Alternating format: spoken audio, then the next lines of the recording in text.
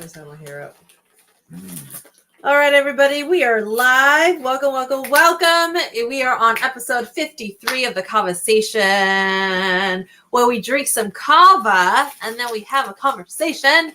Lately, it's been around love, family, and happiness. So today it's going to be about family. How does family test you? So stick around if you want to join in on that conversation. And first and foremost, before we do anything, we share stories, good vibe stories, provided by the pineapple. There you go. Yes. Today it's just going to be one. It's just going to be one story. All right. One solid story. Let's hear about it. Comes from this gentleman right here. From? Florence. Italy. Italy. Okay.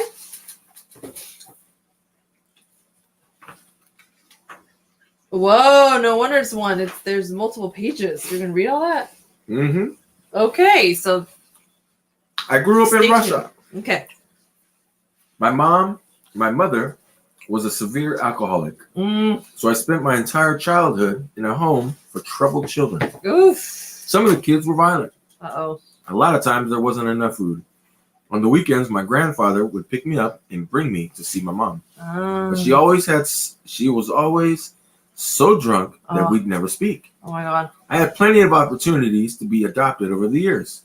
Families would visit the orphanage from all over the world, but I always said no because my father was still alive. He was in prison, but he was still alive. So I always imagined that eventually he'd come for me. Then one morning, when I was 9 years old, I woke up and my father was there to bring me home. It was the happiest moment of my life. Oh my God, yes. I finally thought we'd be a family again. But my joy only lasted for a few days because he went back to doing criminal activity. He began to drink heavily, and soon he was beating my mother. After a few months, he abandoned us, and I went back to the orphanage. On Christmas Day, they told me he was dead. After that, I had nobody. My teacher became like a mother to me. Her name was Anna Mihailanova. I'd be a criminal without her.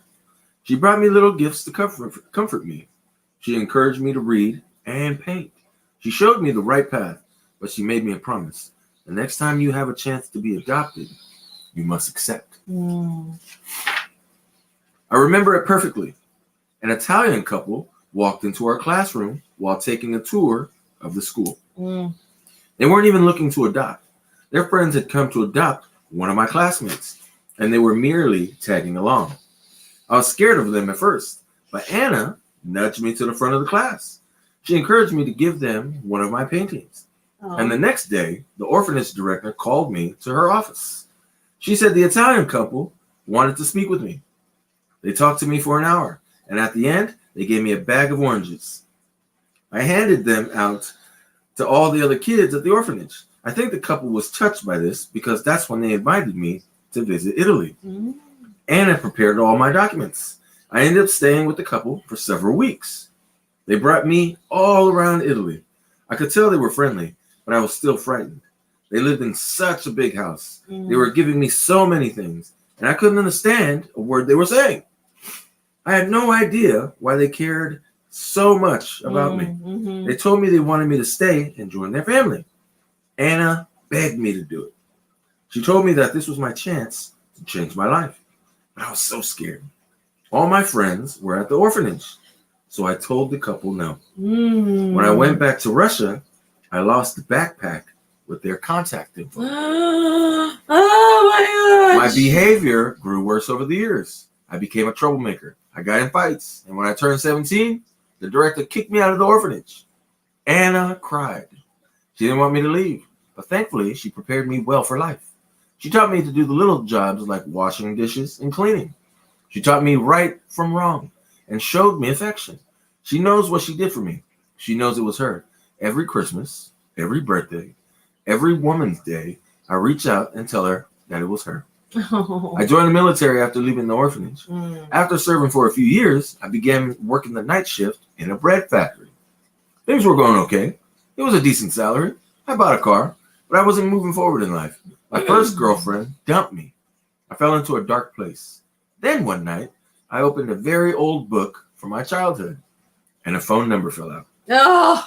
It was the number of a young boy that I'd met during my trip to Italy. Oh. I called the number immediately. I didn't speak any Italian, but I kept repeating the names of the Italian couple, and I gave them my phone number. The couple called me back the next day with an interpreter. They told me they missed me. They said they'd been worried about me. I told them I was finally ready to change my life, and they said, enough with Russia. Come live with us. Oh. So I came to Florence, and when I arrived, they introduced me to everyone as their son. It was a whole new world, a whole new life. That first night, my father sat me down, and he said, I understand you're afraid, but you're part of our family now. I have a mom and dad now. I have a brother, a sister. I have aunts. I have uncles. We celebrate things together. I'd never celebrated Christmas before. I was 23, and I'd never even had a birthday cake. But now, we celebrate all these things, and we share sad things too. We go through things together. These last few years, something deep down inside me has changed. I'm more open. I'm more caring. I don't really believe in God, but there's got to be something. I don't know how any of this was possible. There's no one in the world like my mother and father. Now I want to enlarge our family. I want to have children of my own, and I want to tell them everything that happened to me. Wow. Wow. Crazy. That's a movie. Quite a long story. Yeah, well worth it though. Quite a long story. Wow. I'm like, as you were, I noticed I'm a visual person. Uh-huh. So as you were like talking, I was imagining it in my head. Gotcha. Like, seeing it happen in my head. That means you were actually listening. Oh my goodness! Is that what you were doing, Quinn? What is going on in this world? Is that what you where were Quinn doing? is listening? Quite something. It's actually kind of rare. It actually kind of never happens. Hey! Give me some credit, yo. Because it's true. It is true. And so, anyways, quick thoughts.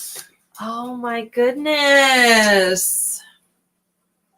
Yeah, I do hear what he's saying, where he's like, I don't believe in God, but there's something here. Like there's got to be something. I know. And yeah, that's where I feel like, this is where people say that was like a miracle or something, that the fucking phone number was in his fucking book. Yeah. That he had this whole time. So actually, it makes me think of what you were looking for is right in front of you. It is right there. Right there. You just haven't had the opportunity to really look into what's in front of you. Look what's around you, like right. He had something that was inside his book. Inside. Right there. And he had this book with him his whole life. So yeah. Yeah, and just it just, you know what? It breathes hope. Because there goes that word. That hope, because wow, this family sounds perfect. Or like the ideal family that you wish. And here's the thing, you can make fucking family anywhere. It doesn't have to be blood. And I just love how he said, I have a mom and dad now. I have a sister, I have an uncle. So like family does not need to be blood related. Absolutely not. So yeah, cheers to his miracle story and hope. Yeah, I'm kind of taken back by it. Yeah, it's like, wow. Because if he did not meet them, he was going down a path of, it was shaky. But a lot of people, very shaky. I know, but I'm just saying for his life, shaky. It was leading down a shaky path. And then, pew, the phone number that I thought I lost. Called them immediately. And they're like, come over here. And put some honey in my tea. We're drinking yerba mate, by the way. We're getting ready for a kava shot. If you don't notice, if you can see, that's what's happening. Okay. Yeah, this is hell good. Can I get the spoon? Yes, after I'm done. There it goes. Actually, the spoon will be a neater way of doing it. All right, your thoughts. So you're taken back by it, and what does it bring up for you? It's almost like a miracle. Yeah, see? Yeah. That's a fucking But miracle story. for every miracle and every hope, it feels like there's 100,000 lost souls, lost spirits. What's up, Diggs? What up, Diggs? Welcome. So that's what I get from it. Like we just got done with the story. Yes. About some addiction and also being in foster care. Yes. Yeah. So yeah, it's a good vibe story. That's all I'll say about it. Yeah, I don't want miracle to story. Dissect it too much. I don't want to. Hope, a story of hope. Yeah. And so let's get into the kava. Yes. So Diggs, do you know what kava is? We're about to drink some. We have some pre-made kava shots in a lovely bottle like that. There it goes. Okay. Do you know what kava is? So we can tell you about it. But where did this come from? Came from thousands and thousands and thousands of miles away from the kingdom of Tonga. It's in the South Pacific Islands, and one of the islands is rich in volcanic soils. And it's called VAVA apostrophe U. It is Vava'u. Vava'u. It's where my father was born. It's a small island that is literally the size of the grid in San Francisco, California. We're in Sacramento, California, and it's about 80, 90 miles away. And if you've ever been to San Francisco, it's hell small. And that's how big the island is. Wow. This is 2.2 pounds of it. That's the kava. This is the kava. And it's like, how would I say it? It comes from a root. And if you imagine coffee, it comes in cherries. When you break down the cherry, it becomes a bean. And when you grind the bean down, this is what you get. So we brew it with water, and this is what comes out. Like cold brew kava shots. We're calling it the pineapple shot, though. Pineapple shot. And what this thing does, there is nothing like it out there. Nothing. And that's one of the things I was saying before we started. I feel so proud about this. You know why? It's been a process of creating this. Yes, it's been a lot of R&D. So yeah, we're gonna take this shot. Yep. What are you gonna cheers to, Miss Cuckoo Quinn? Cheers to miracles and hope. I dig that. Miracles and hope. Yeah. I'm gonna cheers to you, Diggs. I'm gonna cheers to the Cuckoo Quinn for the win. I'm gonna cheers to the country of Tonga, where my roots are from. Yeah, literal roots and with the roots. from your roots and with the roots exactly, right now. Exactly. And so here goes. Cheers, because we're just gonna drink it straight, or you can pour into your favorite drink, like you could pour it into your yerba mate. Yeah, your tea or your coffee, chai tea. Like that's what has tasted the best that we've seen. There you go. Cheers.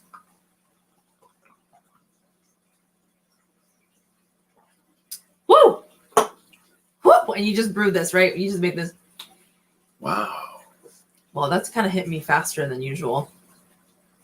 I just felt something, like a wave to my brain. Whoa.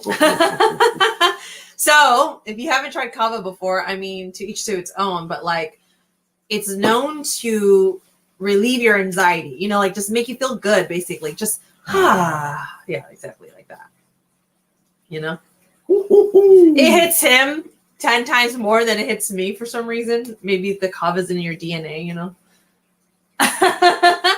But for me, it just slowly, but this one's hitting a little bit faster. This shit's hitting. It is hitting. You do feel the numbness in your mouth.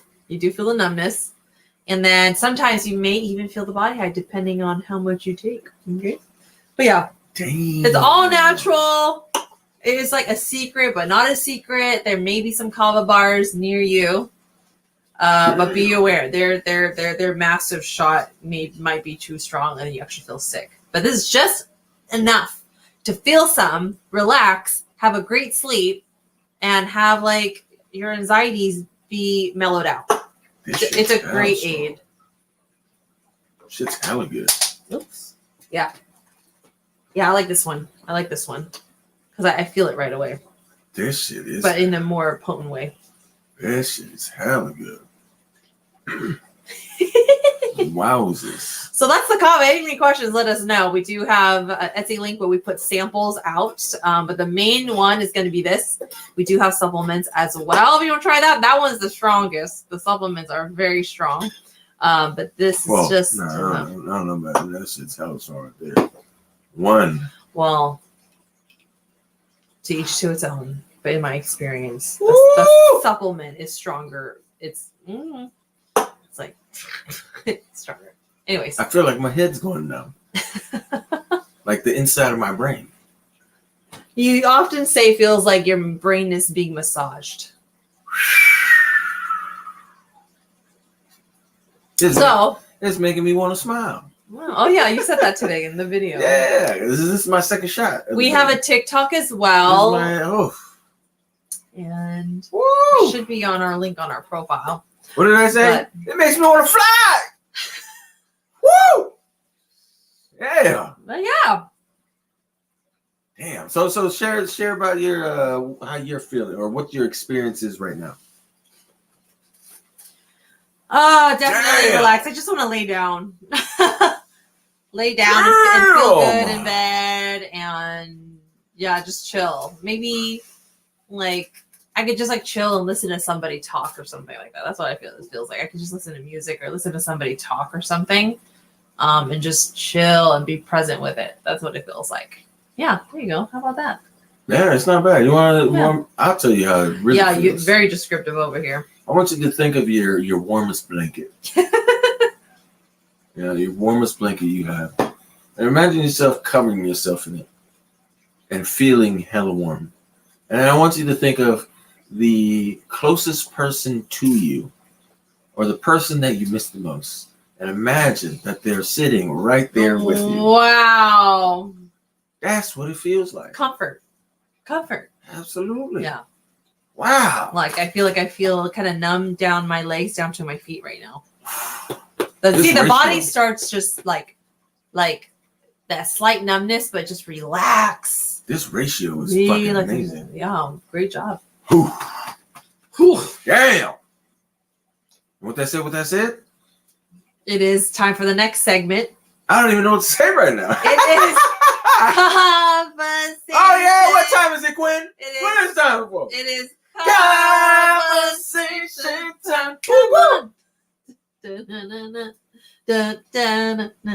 Woo-hoo! All right, you are alive. You are alive. You're ready. So this is the kava-sation, right? Because we had our kava, and now we're gonna have a conversation. So kava-sation, you get it?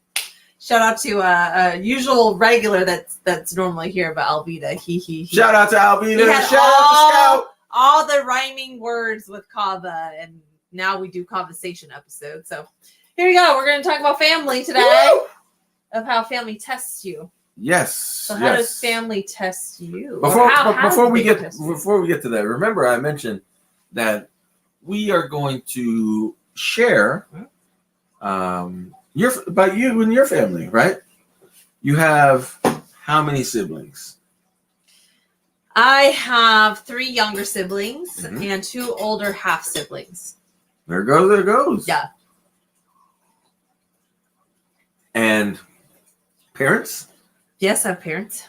Gotcha.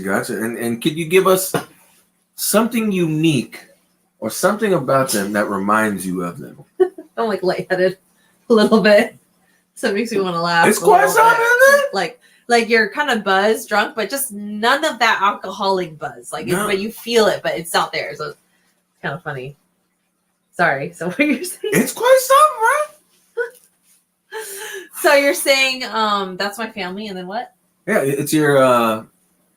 You said you have mother, father. Mm-hmm. You know, very fortunate, and siblings. And you have siblings. You have 2 older half sisters. Mm-hmm. And 3 younger siblings. Yes. And so I'm kind of in the middle. 2 what siblings? You say siblings. What?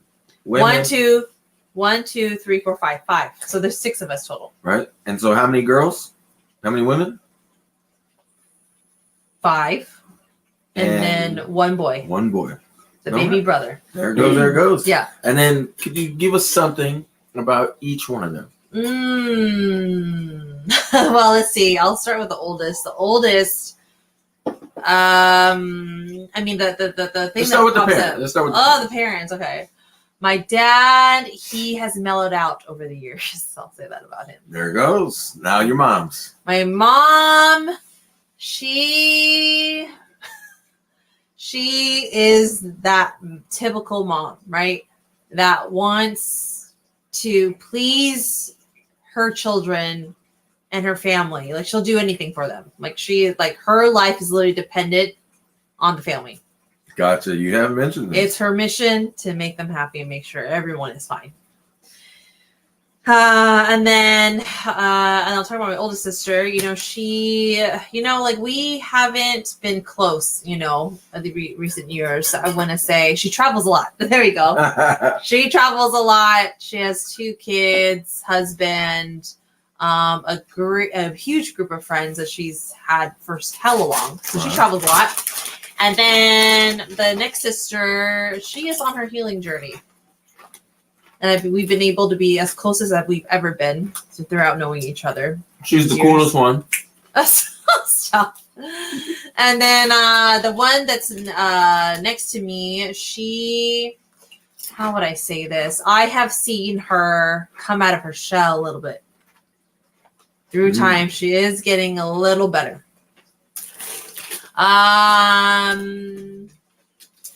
And then the one after that, I would say she's a very passionate individual about justice and activism. And then there's my brother who he has a rough time. And I'm always wishing miracles and hope for him. There goes there. So there you go. How did I do that round? That was pretty great. Okay. That was pretty great. You want to go over to you now? And we'll pass it back onto the topic. So, who's in your family? Immediate. It sounds like we're talking about immediate. I grew up an orphan. Okay, stop it. Let's not BS here. Woo! Come on. I know family is like number 1 to you. I like, You have your parents. Uh-huh. And then, who's the oldest sibling? So in my intermediate family, there's four of us. There's my mom, my pops. Pop passed away. That dude, happiest dude I've ever met in my life. He epitomized good vibes. That dude was an alcoholic, right? And if any of you guys know, or if anybody you have in your family is an alcoholic, a majority of the times they are moody and unpredictable, violent, absent. There's normally a bunch of adjectives that describe bad vibes because of the person. My pops was the complete opposite. Yeah, which is so rare. He was how would I say? He was a man's man. He was a man's man, and he's the best mechanic. There wasn't anything he couldn't fix. Like, for example, me and him, we drove all the way out to Monterey, and we bought this 1988 Range Rover that only had 12,000 miles on it. 12,000 miles. Yeah, we bought it from a millionaire that my pops was introduced to by a friend of his from 15 years ago, right? Mm-hmm. And he had mentioned to my pops that he had a fleet of cars. This was one of them that was just sitting outside. And if he drove it around the corner, it would start overheating.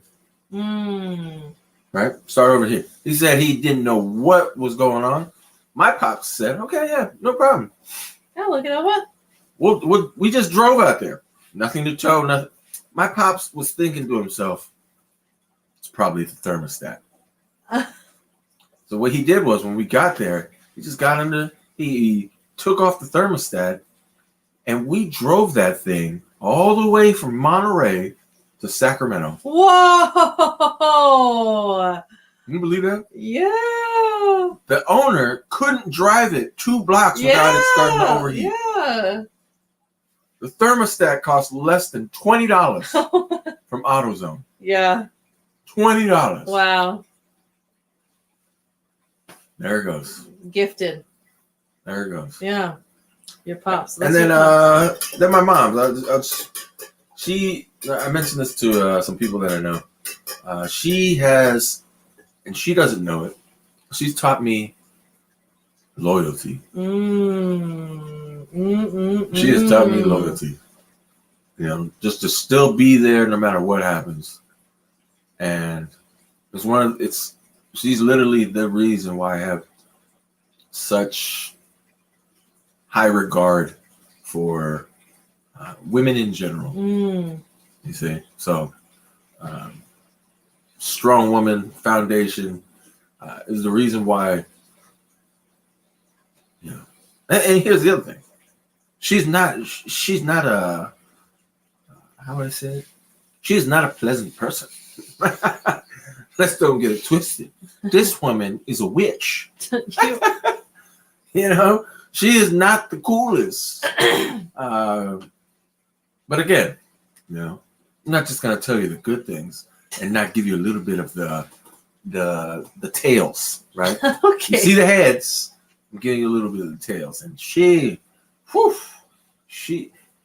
thinks she's perfect. She thinks she's perfect. Far from it. But she showed me you loyalty. How to be loyal. And she doesn't even know it.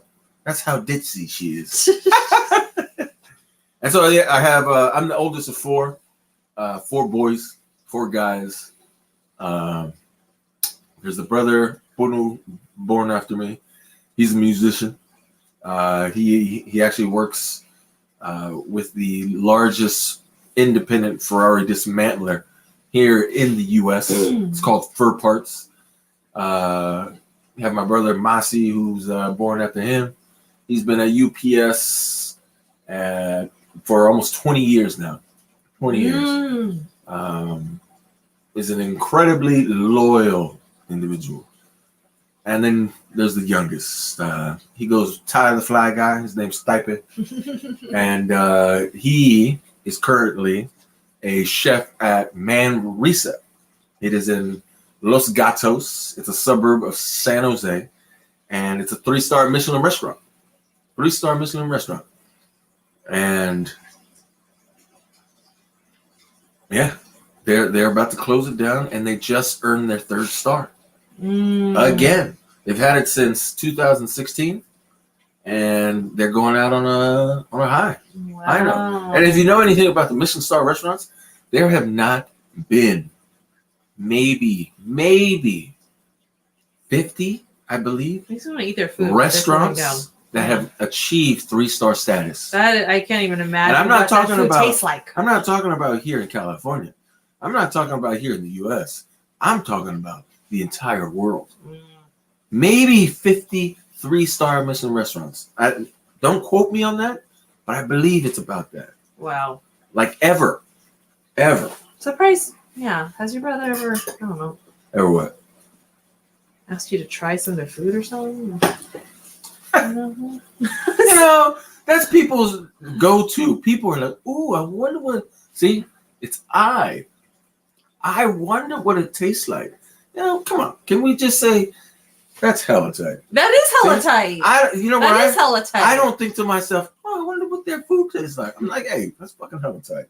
It is tight. It is if a person needs to get the hookup, you can't afford it. Yeah, I know I can't afford it. Not able to afford it. So that's the family. And let's get to the conversation. And we're going to build on that, Yeah, because it's related to family. Exactly. Like all this. We're going to build on this. And I finally figured this is the way it should be, People should be getting to know who we are. Building on who we are instead of just randomly talking and whatnot. So yeah. You got parents? Yes, I do. Family? Mm-hmm. Me the same here. Mm-hmm. And then how would you say family tests you? They test me because they trigger me. Especially when I am feeling their projection. Their projection of anger, annoyance, their stress, their overwhelmness, their high anxiety. That's when it'll test me. So that's all the time. I will say though, it's gotten better. You know, we've had these kind of talks somewhere else before where it's like when there's fire, who is going to be the water? You know, who's going to be the Zen one? So like, so yeah, I had to do a lot of inner work to be able to have the space to recognize their fire, like process it, knowing that it's not mine. Mm-hmm. And really, they just need some love because they are frustrated, they are hurt, even if it's directed at you. It is not to you. They have some unprocessed emotions, and that's not mine. You know, I'm open for the conversation if they ever need to talk to me about anything. But yeah, that's how they would test me, is when I feel fire. There you go. Simply put, when I feel fire. Because if I don't have enough space, let's just say I had an okay day, I don't know, maybe I'm really focused on something, and then here comes the fire from out of nowhere, like shooting at me, or like it's so hot that it's affecting me. I'm starting to get burned just a little bit. I'm just like, you okay? Yeah, it's like being in the driver's seat, and the sun's always on this side, and you have the protected side that stays fresh, and you have the side that's on the sun, and you got that nasty looking tan. That's what it's like, right? That's what it looks like. Oh yeah. So yeah, long story short, that's how they will test me. There it goes. Yeah. And so the pineapple is really short. I don't see it as testing. They've been my best teachers. Yes, absolutely. And the reason why I say this is because I figured out early on how to learn from them. And that was the shift. Yes. It wasn't, why don't they do this? Why don't they do that? Why are they this way? I thought to myself, how can I help them be better? How can I help them? How can I help their lives be easier or be smoother? You know, that's the approach I took. And everything just clicked. Everything just went really, really smooth. And I'll give you my brother who was born after me. The biggest and best lesson he taught me was just let people be. I learned this a while ago. You know, don't fix him. Don't expect anything from him. Don't, give him advice. Just let him be him. That's one of the most, because that's all he's gonna be. That's such a breakthrough perspective to have, Yeah. And then it kind of like releases you in a way. Oh, absolutely. Like grabbing onto expectations, Yeah. and then more tension. He's not my responsibility. You know, if he asks, I help. That's how it's always been. But as far as it going the other way or needing anything from him, it's just I've always seen him as my younger brother, and it was because we grew up together. We were fairly close, and though we didn't talk a lot, we played together all the time. You know. And we played sports, and I was always really tough on him, because we always had to be the best. We needed to be the best. So I still see those things, and I still feel those emotional strings to it. But that's what he taught me, is that. So he did test you in a way, and then you had that breakthrough. But it was early. Yeah, it was that's early. what I'm saying. Like it was. Yeah. It wasn't that long. Like I mentioned, I learned it early. Yes, that's great. I learned it early. I learned it late. One of the lessons I learned from my mom is it doesn't matter how old somebody is, doesn't matter how experienced they are or what age they are. people still act like they don't grow up. They literally are like in high school for the rest of their lives.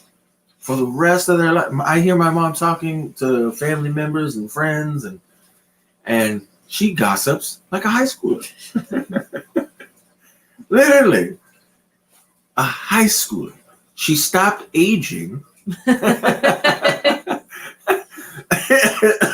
Like in the inside. on the inside, and this is what I believe. When a person has a child, it's like it stops right there until the person actively tells themselves and starts rewiring their mind to need to grow after that. But other than that, my mom's always been the same person. The same person. And not in a good way. Not in a good way. But at the same time, loyal as hell. Yeah. Loyal as hell. She'll give you all the shit in the world. She'll give you all the shit in the world. She'll give you all the shit in the world. But she's loyal. But she'll still be there. Yeah. She'll still be there. So family's always been my teacher. And if a person's able to, this is the key. If you're able to get along with your family, parents, people who raised you, whoever it may be, siblings, whoever you grew up with, if you're able to get along with each and every one of them, the rest of your life is going to be really fucking simple. Really simple. And you may be thinking to yourself, that doesn't seem like it's possible. Yeah. I felt that way. And like a big stretch, right? You're like, oh my God, it would take a miracle for that to happen, But it is possible. It starts with would you say it starts with you being good with you? Have that as a starting point. And that right there in itself is fucking hella difficult. Yes. So that's one of the reasons why it's so challenging. So that's the Cuckoo Quinn for the win. Yes. I'm the Pineapple. Keep spreading your love, keep spreading your good vibes, and keep spreading that wonderful, wonderful, wonderful smile you have. And let me leave you with two things. I thought you were going to forget. Let me leave you with two things. Yes, the no one did. One. Appreciate you staying on. I don't know, Diggs, if you're still here or whoever is on here. We appreciate you. I wish you enough. What do I mean by that? I wish that you get just enough pain to know that it's temporary, and that on the other side of that is your happiness. Temporarily, but it's still happiness on the other side of that. That even though it will hurt, even though there will be pain, just enough pain, not the serious pain that fucking just seems to linger on for days and days and weeks, just enough pain so you can grow. Yeah. And then lastly, this blessing comes from a woman who's that survived World War II. Her mother gave her a blessing that is translated to this: wherever you go, may people always recognize that you have a beautiful heart. Yeah. Her family didn't make it. And they went from Poland to Jerusalem. Yeah. And she was the only one that made it. And that blessing has stayed with her in her entire life. And that touches me because, even though we may not get the things that we desire or want, but if you get to a space where you would rather choose to be a really great person, and that having others see you because you have this and you're very kind, the feeling is very, very unforgettable, and heartwarming. Stay magical. Stay magical. Stay magical. Thanks for tuning in. We'll See be you later, back. kids. See you We're later. usually here every night around this time. So thank you for tuning in, and good night, good night, good night. Good night.